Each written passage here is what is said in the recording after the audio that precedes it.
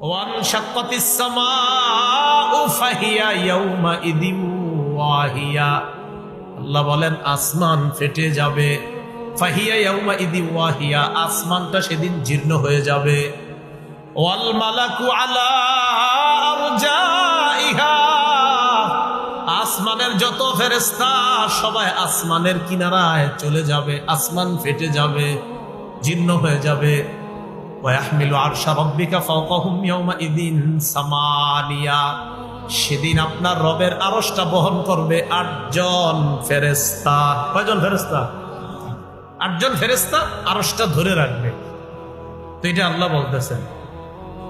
এবার আমাদেরকে কি বলে দেখেন, ইয়াউমাইযিন তু'রাদুনা লা তাখফা মিনকুম খাফিয়া। ইয়াউমাইযিন তু'রাদুনা লা তাখফা মিনকুম খাফিয়া। আল্লাহ বলেন সেদিন তোমাদেরকে পেশ করা হবে, আনা হবে, উপস্থিত করা হবে, তোমাদের সামনে আমলনামা দেওয়া হবে। সেদিন কোনো গোপন জিনিস গোপন থাকবে না। সেদিন কোনো গোপন জিনিস গোপন থাকবে না। আয়াতের অনুবাদটা প্রতিদিন চিন্তা করবেন। আল্লাহ বলেন সেদিন তোমাদেরকে কিয়ামতের ময়দানে আনা হবে, তোমাদের কোনো গোপন বিষয় গোপন থাকবে না, আমি আল্লাহ যদি গোপন না করি। ইয়াউমাইযিন তু'রাদুনা লা তাখফা মিনকুম খাফিয়া, আল্লাহ বলেন সেদিন তোমাদের কোনো গোপন জিনিস গোপন থাকবে না। সূরা লুকমানের মধ্যে আল্লাহ বলেন ইন্নাকা ইন তাকুম মিসকালা হাববাতিন মিন খারদালিন ফাতাকুন ফি সাখরা আও ফিস সামাওয়াতি আও ফিল আরদি ইয়াতি বিহা আল্লাহ।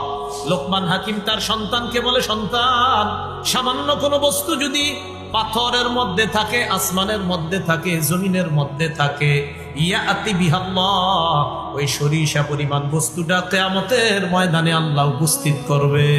সরিষা পরিমাণ কোন বস্তু পাথরে ছিল, আসমানে ছিল, জমিনে ছিল, আল্লাহ উপস্থিত করবে।